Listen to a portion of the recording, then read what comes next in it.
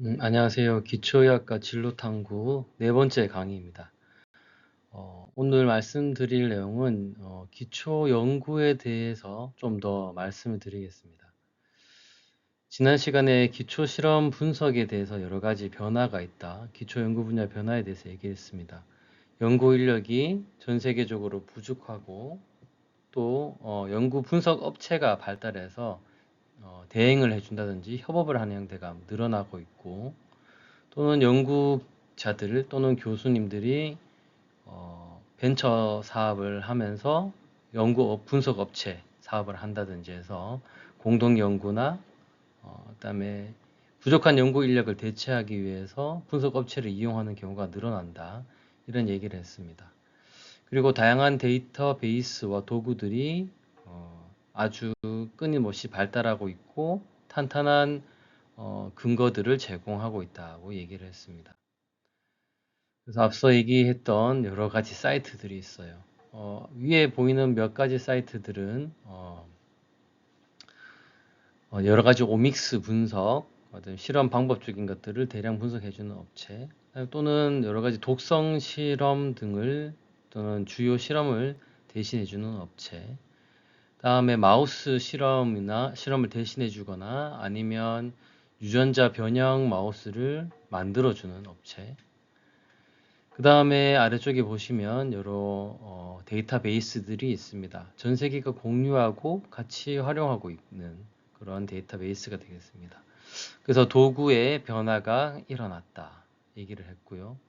그 다음에 다양한 샘플, 세포와 동물 실험에 그치던 것이 또는 환자 샘플을 일부 이용했던 것들이 이제 아주 왕성하게 환자 샘플을 이용하고 있고, 이제 기초 연구자들 또는 자연과학 분야, 심지어 공대 교수님들도 의사 또는 의대 교수님들과 협업을 해서 환자 샘플을 또는 환자와의 어떤 연구들을 함께 하고 있다.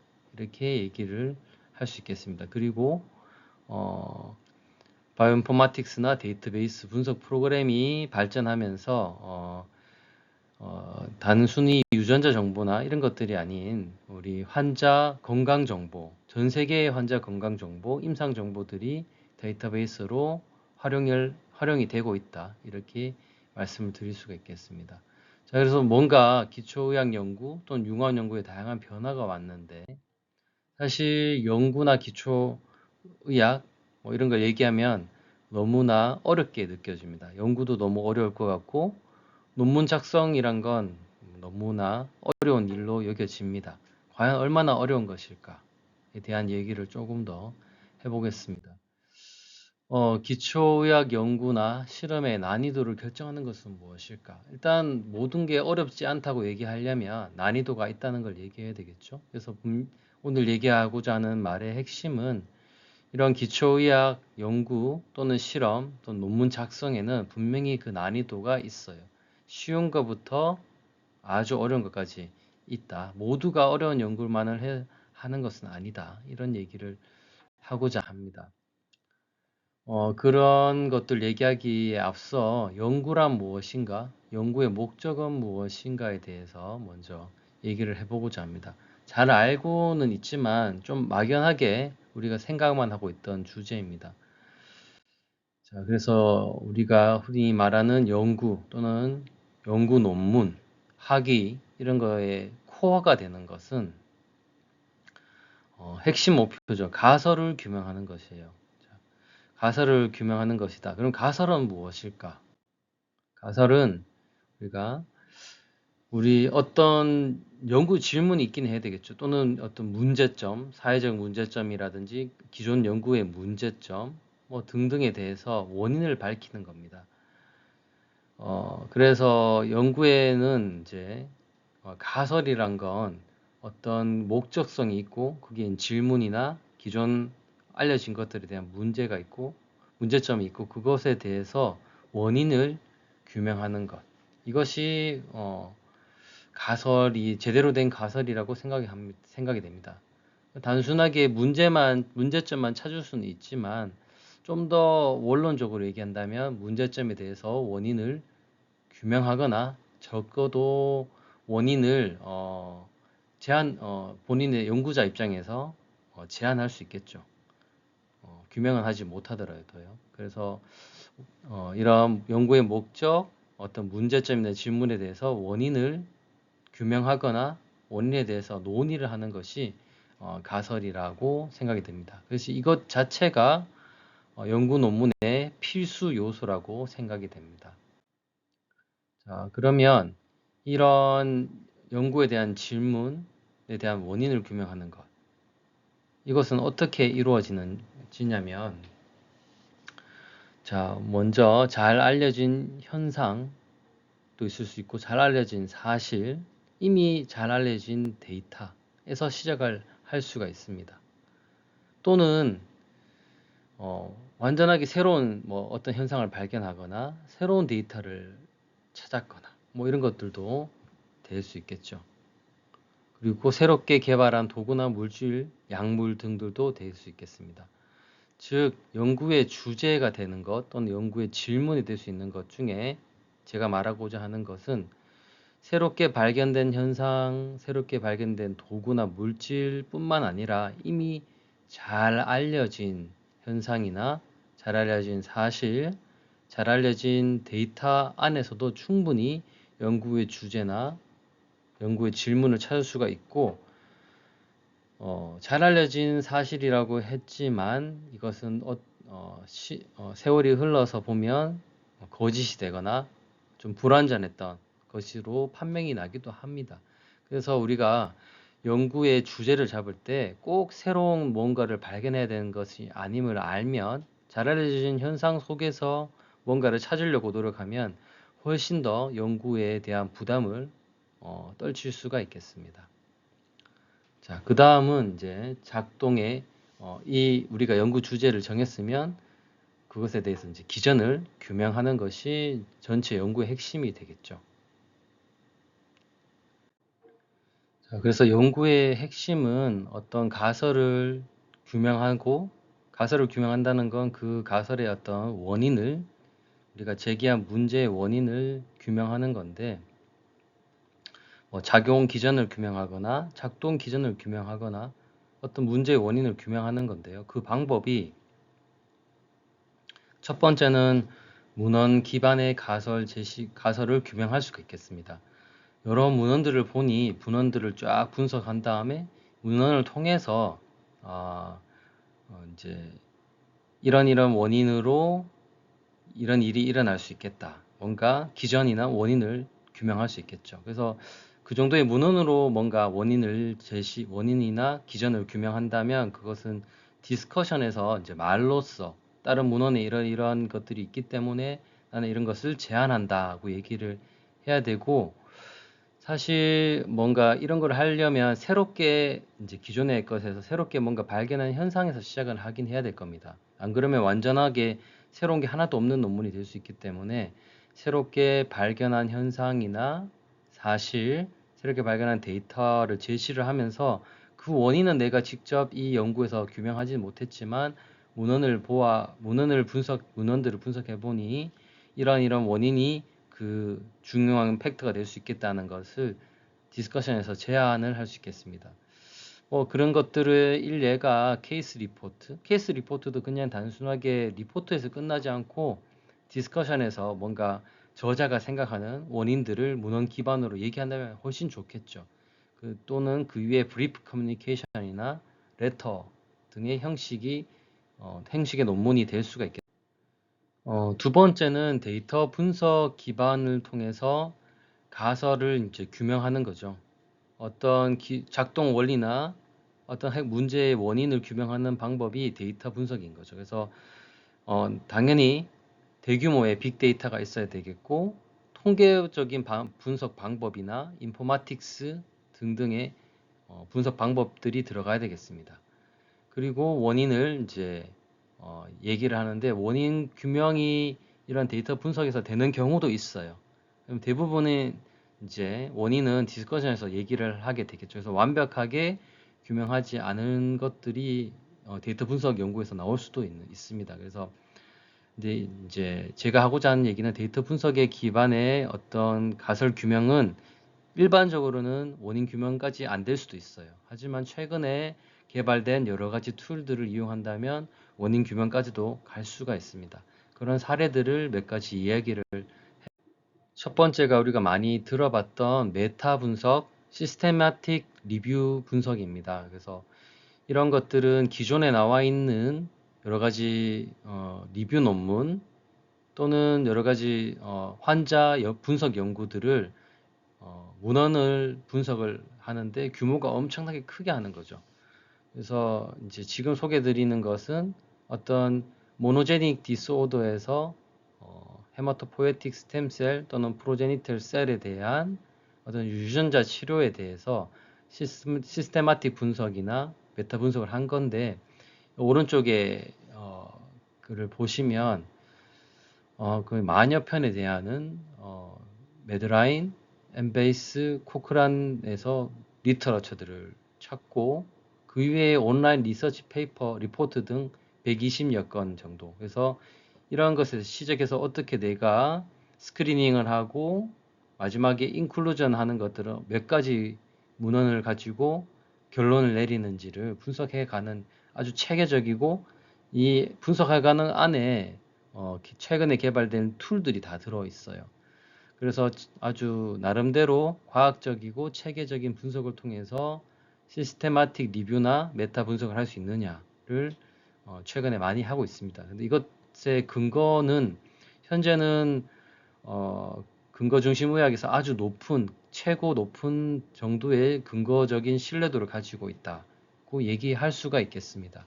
이렇게 이런 분석 방법을 통해서 우리의 가설을 증명하는, 원인을 규명하는 연구를 할 수 있고요. 예, 데이터 베이스로 분석한 연구가 되겠죠. 최근에 가장 많이 이루어지고 있는 한 트렌드라고 볼 수 있겠습니다. 두 번째는 메타 분석하고 조금 결이 다른 진짜 빅데이터 분석인데요. 우리나라의 의사 선생님이 교수님이 분석하신 건데, 국가 건강보험 자료나 국가 어떤 코호트 연구 데이터베이스를 이제 새롭게 분석을 한 것이죠. 그래서 데이터 분석, 빅데이터 분석을 통해서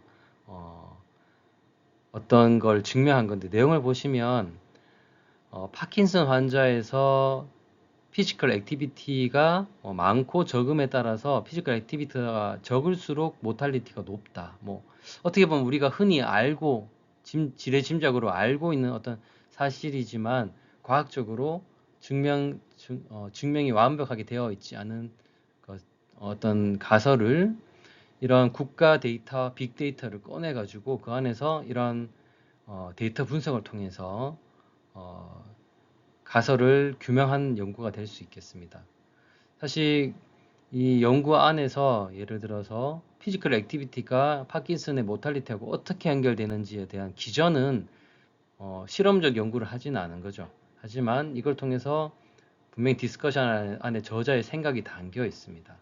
원인은 이런 경로를 통했을까요? 뭐 이런 제안할 수가 있겠고, 그래서 이런 데이터 분석으로도 충분히 가설을 규명할 수 있겠다가 되겠습니다. 세 번째는 이제 이 최근에 발표된 셀에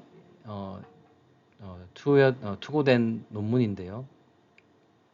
그래피컬 앱스트랙트를 보시면 건강한 사람과 시스테마틱 스클레로시스가 있는 환자의 피부와 혈액 조직을 분석한 겁니다.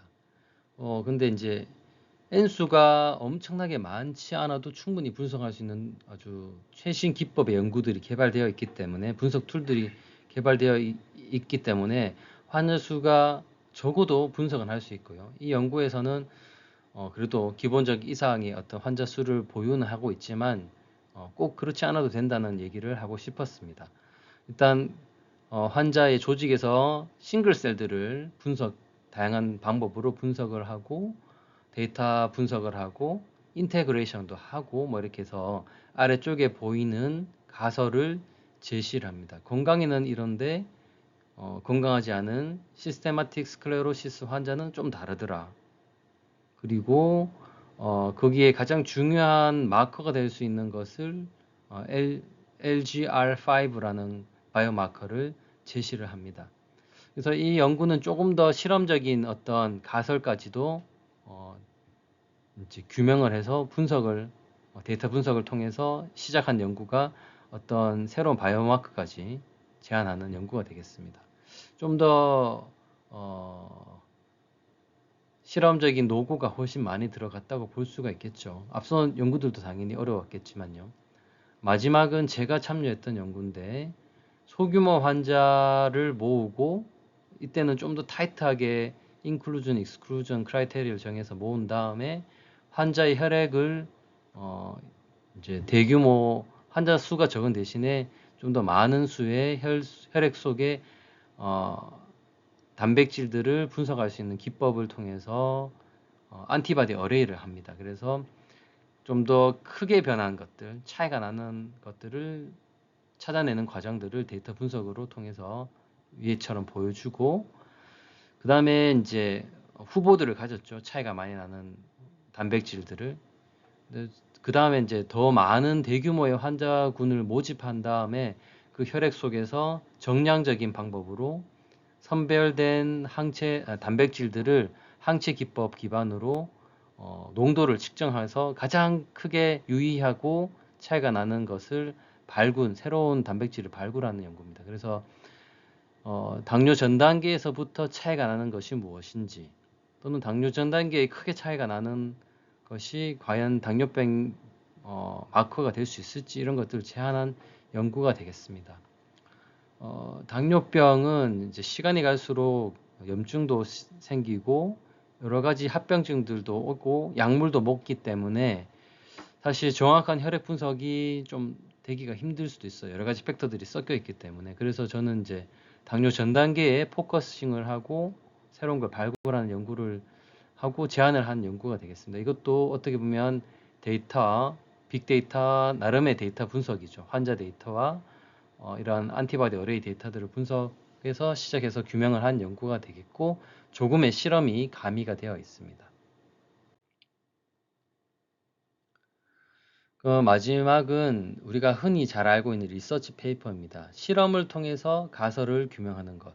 세포 실험, 동물 실험, 환자 샘플 실험, 박테리아나 바이러스 실험, 또는 심지어는 아티피셜 프로그램이죠. 머신이나 버추얼 모델, 가상의 심장 모델, 또는 여러 가지 스템셀 기반의 올가노이드 모델, 이런 것도 될 수 있고, 여러 가지 모델을 이용해서 실험적으로 규명을 하는 연구가 우리가 흔히 아는 리서치 페이퍼가 되겠습니다. 이런 연구들은 이제 통해서 우리가 가설을 제시할 때 연구가 실패할 수도 있기 때문에 적어도 두 개 이상의 가설은 제시를 해야 됩니다. 내가 보통 모든 일이 그렇죠. 플랜 B가 있어야 되듯이 이 문헌 기반으로도 또는 데이터 기반으로도 소규모 선행 연구 기반으로도 가설을 잡을 때는 두 개 정도의 이렇게 원인이 될 수도 있고 또는 다른 원인으로 될 수 있다는 두 가지 정도의 가설을 잡는 것이 좋다고 생각이 들고, 이런 것들은 좀 더 구체적으로 규명을 해줘야 되고, 그다음에 실현 가능성이 있어야 됩니다. 데이터 분석은 어떻게 협업으로 할 수도 있겠지만 실험을 통해서 진행하는 것들은 공동 협력자가 분석을 할 수 있거나 적어도 내가 가진 실험실 또는 국내에서 이용할 수 있는 여러 가지, 또는 좀 더 큰 규모나 해외 연구자와 하려면 또는 연구비 규모가 좀 있어야 되겠죠. 여러 가지 현실 가능성을 따져서 디자인을 해야 되겠죠. 그렇다면 가설을 수립하려면 어떻게 가설을 수립해야 될까요?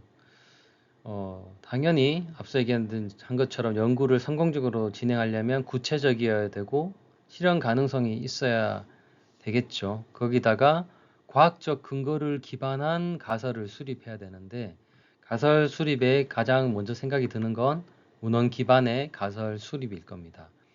근데 이보다 먼저 앞서는 중요한 팩터가 있는데 그것은 바로 지도교수의 가설 제안이죠. 멘토, PI가 그래도 뭔가 제안을 하고 아이디어를 주거나 방향을 잡아줄 겁니다. 근데 이것이 얼마나 중요한지에 대해서 이야기해 보겠습니다. 했습니다. 우리가 흔히 말하는 지도교수, PI 또는 멘토는 이렇게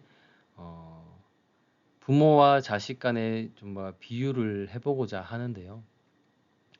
아빠가 아이한테 얘기를 합니다. 예를 들어서 지하실에 내려가서 어떤 특정 나사와 그다음에 스크루 드라이버를 찾아오라고 얘기를 합니다.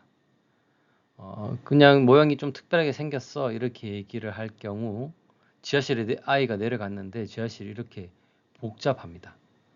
그러면 아이가 찾을 수 있을까요? 이 정도 질문으로 해서는 크기도 모르겠고 어디에서 찾을지 특별한 모양이라는 게 무엇인지 알기가 어렵기 때문에 이 아이가 찾는데 아주 오랜 시간이 걸리거나 실패할 수가 있겠습니다. 그리고 또 심지어 아빠가 너무 바빠서 도와줄 수도 없다면 더 실패할 확률이 크겠죠. 자, 그래서 이 아이는 원하는 걸 찾기가 상당히 어려울 거라고 생각이 듭니다. 반면에 아빠가 이런 것을 요구를 할 때 이렇게 지하실이 잘 정돈이 되어 있고 분류가 되어 있고요. 그 다음에 아주 디테일 디렉션을 내립니다. 그래서 예를 들면 뭐 모양은 어떻고 크기는 어떻고 아빠가 원하는 건 이런 모양이고 뭐 이런 것들 좀 더 정확한 디렉션을 주는 거죠. 그렇다면 아이가 찾을 수 있는 확률이 훨씬 더 높아지겠죠. 그래서 사실은 이제 지금 얘기하고자 하는 것은 뭐 문헌 중심의 근거 수립 또는 데이터 중심의 근거 수립 또는 그 가설 수립 또는 선행 연구 기반의 가설 수립에서 이것보다도 가장 중요한 것은 멘토나 PI가 될 수 있겠다. PI가 얼마나 이렇게 정리정돈된 어떤 환경에서 그러니까 어디서 찾을지 이거를 좀 분류를 해다 준다든지 좀 더 정확한 디테일한 디렉션을 준다면 이걸 배우는 과정에서 훨씬 더 연구에 쉽게 접근할 수 있을 겁니다. 자, 이번에는 이제 이런 가설을 우리가 설정하는 방법에 대해서 얘기를 했는데 첫 번째 문헌 기반의 가설 제시는 우리가 잘 아는 펀메드나 구글 스칼라 등등의 이런 사이트들을 이용할 수가 있겠고 논문을 볼 때는 좀 더 뭐 하이 임팩트 팩터 논문부터 보는 게 조금 좋겠죠. 왜냐하면 좀 더 견고하게 실험들을 디자인해서 하고 증명했을 가능성이 높으니까요. 그리고 많은 사람들이 인용을 한다니까 하는 것에 근거가 있으니까 그런 논문부터 좀 더 보면서 우리가 해야 되겠고 또는 리뷰 페이퍼도 볼 수 있겠고요. 근데 중요한 건 여러 문헌들을 보면서 가설을 설정할 때는 지금까지 알려진 것이 무엇인지 그리고 알려지지 않은 것이 무엇인지를 구분하면서 이걸 정리를 아주 체계적으로 해야 됩니다. 그리고 문제점이 무엇인지 또는 잘 알려져 있는 그 안에 문제점은 없는지 그 다음에 보통 문헌을 다 꼼꼼하게 못 보더라도 디스커션을 잘 보면 다 뭔가 부족한 점, 다음에 해야 될 연구 등을 제안하는 경우도 많이 있습니다. 두 번째는 데이터 분석 기반의 가설 제시가 되겠는데요. 이것도 당연히 과학적 근거가 생기겠지만 좀 더 소규모 데이터를 분석을 통해 한번 해보는 거죠. 그래서 통계적인 분석 또는 메타 분석, 모델은 어떤 롤 모델 페이퍼에서 모델을 가져올 수 있겠죠. 또는 인포마틱스 분석을 통해서 소규모의 데이터 분석에서 뭔가 가설을 설정할 수가 있겠어요. 다만 뭔가 새로운 팩터가 있어야 될 겁니다. 새로운 환자군 또는 새로운 뭔가 원인이나 팩터나 바이오마커 이런 것들을 찾을 수 있는가 또는 통계적인 어떤 시그니피컨스가 있을 만한 그룹인지 데이터 분석인지 등등이 고려가 돼야 될 대상이 되겠습니다. 세 번째는 실험 기반의 가설 제시인데요. 실험은 사실 막연하게 막 실험을 한다기보다는 가장 중요한 것이 이러한 파일럿 스터디가 되겠습니다. 선행 연구죠. 선행 실험이 되겠습니다. 이 선행 실험을 통해서 이니셜 하이포테시스를 먼저 정립을 하고 이걸 통해서 선행 연구를 통해서 뭔가 가설이 설정된 것이 맞는지 확인해 나가는 과정인데 물론 중간에 틀려서 다시 되돌아갈 수도 있겠습니다만 무조건 이런 실험들은 스몰 스케일에 먼저 선행 연구가 앞서야 된다는 걸 꼭 잊지 말아야 되겠습니다. 자, 그래서 기초의학 연구에서 이제 결론으로 얘기를 하자면 모든 의학 연구가 다 어려운 것은 아니다. 그 안에 난이도가 어떤 게 있냐? 제 나름대로 네 가지를 제안하고자 하는데요. 이건 저의 기준입니다. 첫 번째가 가장 난이도가 낮은 건데 기존 연구, 알려진 연구들을 검증하고 거기에 뭔가 새로운 하나를 발견하거나 추가적인 것을 부과하는 겁니다. 이것은 기존의 연구를 좀 더 단단하게 만드는 것도 있지만 거기에 새로운 뭔가를 추가해서 좀 더 그 근거를 보조할 수도 있고요. 또는 기존의 연구에서 부족했던 점이나 아니면 기존 연구의 문제점을 새로운 방향으로 이끌어 갈 수가 있겠습니다. 이런 연구도 당연히 과학계에 필요합니다. 두 번째는 모방 연구가 되겠습니다. 모방 연구는 똑같이 하라는 뜻은 아니고요. 다른 분야의 연구를 새로운 분야에서 비슷하게 적용해 보는 거죠. 예를 들어서 암에서 되어 있는 여러 가지 모델의 연구 또는 암에서 새롭게 제시된 연구 모델을 다른 질환에 비슷하게 적용해 보는 것 또는 다른 어떤 과학이 아닌 다른 영역의 어떤 연구 분야를 과학으로 끌고 들어와서 여기에 적용해 보는 것.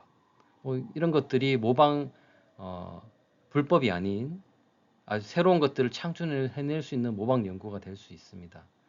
그래서 이런 것들은 다른 분야의 연구 분야들도 뭐가 있는지 아주 넓은 관심을 가진다거나 또는 좀 더 발넓은 어떤 관계나 학술 모임에 참석하면서 서로 간의 공유가 일어날 때 가능하다고 생각이 됩니다. 세 번째는 상식적 질문에서 시작하는 연구들이에요. 그래서 우리가 흔히 이미 알고 있는 것들, 앞서 잠깐 소개된 것죠. 어떤 피지컬 액티비티가 당연히 파킨슨 환자에서도 피지컬 액티비티가 나쁠수록 모탈리티가 나쁘겠죠. 그런 건 우리가 상식적으로 흔히 생각할 수 있는 거지만 근거가 부족한 거죠. 그냥. 그래서 그런 것들에 대해서 시작하는 연구들이 또 세 번째, 이건 그냥 그런 상식이라도 과학적으로 증명하기가 어려울 수도 있기 때문에 난이도는 좀 더 높다고 생각합니다. 마지막이 모험적 연구가 됩니다. 완전한 새로운 것을 찾아내거나 새로운 방법으로 또는 없는 것에서 뭔가를 새로운 걸 만든다든지 이런 것들이 모험적 연구가 되겠습니다. 근데 무조건 이 난이도 높은 연구만 중요한 거냐 또는 이런 것들만 해야 되는 거냐 저는 전혀 아니라고 생각합니다. 1번 연구와 2번 연구 당연히 아주 중요하고 필요하다. 그래서 처음 시작하는 연구에 대한 입장은 PI가 누군지도 가장 중요하고 또는 연구를 접근할 때 1번부터 또는 뭐 동시다발적으로 여러 가지의 단계의 연구들을 이거는 이렇게 난이도가 이 정도 될 거야 뭐 이렇게 생각하면서 하면 좀 더 연구에 대한 부담을 떨칠 수 있지 않을까 생각을 합니다. 몇 가지 제가 겪었던 사례를 얘기하면 이건 좋은 뭐 잡지에 실린 논문은 아닙니다. 이것은 췌장 베타 세포에 우리가 전혀 생각하지 못했던 올팩토리 리셉터 후각 수용체가 존재할 수 있다는 건데요. 그래서 후각 수용체가 자극이 되면 인슐린 분비될 수 있다는 그런 연구입니다. 제가 2018년도 경에 또는 그 전에도 이걸 했는데 이 후각 수용체가 종류가 많아요. 그런 것들 중에 하나가 췌장 베타 세포에 존재하는데 가설은 식사 후에 인슐린을 분비하는 췌장 베타 세포에 과연 후각 수용체가 존재할까? 그리고 이런 후각 수용체는 당연히 뭐 어떤 영양분뿐만 아니라 뉴트리언트 센싱 펑션을 다 여러 가지가 있겠죠. 뭐 예를 들어서 케미컬들, 후각 수용체를 자극할 수 있는 이런 것들이 동시에 우리 몸에 쑥 들어오니까 이런 것들이 인슐린 분비에 영향을 줄 수도 있겠다. 그리고 후각 수용체에 과연 영양소 중에서 어떤 것들이 붙을 수 있을까 이런 것들을 고민해 봤던 가설인데 가설에서 시작을 했고 실제 소규모 다른 연구들을 다른 논문들을 보면서 다른 연구에서는 주제가 이것은 아니었습니다만은 후각 수용체가 우리 몸에 전체적으로 어디에 분포되어 있을까 한 연구들이 기존에 있었어요. 그래서 이걸 쭉 보면서 췌장 연구를 한번 해보면 재밌겠다는 아이디어를 얻었고 실제로 췌장 연구를 할 때 세포부터 시작했죠. 세포주라고 합니다. 세포주는 좀 더 돈도 싸고 우리가 쉽게 다룰 수 있어서 세포주에서 후각 수용체들이 발현되는지 유전적으로 발현되는지를 제가 직접 실험실에서 한 건 아니고 이걸 전문적으로 하는 아주 유명한 회사에 맡겨서 데이터를 받았었습니다. 그래서 충분히 발현을 할 수 있겠구나. 그 중에서 가장 스코어가 높은 것을 한번 실험실에서 육안으로 확인해 보자고 해서 마우스의 췌장이나 세포주에서 발현을 확인을 해 보니까 이렇게 후각수액체 중에 15번이 이렇게 잘 발현되어 있는 걸 확인을 했었습니다. 그런데 유사한 연구가 기존에 있을 수 있겠다는 걸 학회를 가서 알게 됐고 그 해에 제가 연구를 한참 하고 있을 때 누군가 비슷한 논문을 냈어요. 제가 느끼는 건 이제 이런 것 같습니다. 전 세계의 모든 사람들 또는 완전 지구 반대편에 있는 사람조차도 동시대를 살고 있으면 비슷한 고민과 비슷한 생각들을 가지고 있기 때문에 누군가 나의 아이디어와 같은 거를 이미 했거나 또는 지금 현재 하고 있을 수 있기 때문에 완전히 아무도 생각하지 못한 걸 내가 새롭게 생각해낸다는 거는 정말로 어려운 일이다. 이런 생각을 했고 누군가 이걸 했고 먼저 발표를 했습니다. 그래서 근데 여기서 이제 완전히 새로운 걸 찾는 게 아니라 항상 비슷한 주제는 존재할 수 있구나. 누구나 이런 걸 생각할 수 있구나. 그렇다면 차별성을 찾아야 되겠다고 생각을 했죠. 차별성을 찾아서 이게 좀 더 아주 누가 보기에 더 팬시하면 좀 더 높은 평가를 받을 거고 그렇지 않으면 그냥 그래도 연구 논문으로서는 새로운 뭔가를 이야기할 수 있는 주제는 될 수 있겠다고 생각을 했습니다. 그래서 포기하지 않고 새롭게 했는데 이런 것들을 했어요. 파란색으로 되어 있는 부위는 이제 다른 연구자가 먼저 발표한 거고 저는 새로운 걸 찾기 위해서 좀 더 실험을 했습니다. 그래서 요 시그널이 이 두 가지 좀 더 세부적으로 ER에서 어떤 것을 이용해서 칼슘을 올렸고 이 칼슘은 또 다르게 다른 것들을 자극을 했다. 빨간색 두 가지를 좀 더 추가를 한 연구를 진행해서 이걸 규명을 했고요. 그 다음에 또 새롭게 더 추가한 건 생리학적인 거 말고 이렇게 당뇨 모델 두 가지죠. 유전적으로 당뇨가 되는 DBDB 마우스와 하이팻 다이어트를 시행한 제2형 당뇨 마우스에서는 이런 후각 수용체 발현이 줄어들더라. 그래서 뭔가 인슐린 분비 장애가 오는데 이것도 기여를 할 수 있겠다는 걸 추가를 새롭게 한 거죠. 추가를 해서 차별성을 나름대로 만들어서 논문을 게재를 했습니다. 그래서 처음부터 모든 연구를 새롭게 이렇게 고민한다고 시간을 끌 것이 아니라 기존의 논문들을 보고 내가 그 과학적인 근거에 뭔가 보탬이 될 만한 것이 무엇이 있을까? 또는 아주 기초적이고 쉬운 연구지만 그 안에 뭔가 문제점은 없는지 찾는 것들은 당연히 되어야 되는 거다. 그런 것부터 접근하는 게 연구의 난이도가 조금 낮으면서 하기가 수월한 연구가 아닐까.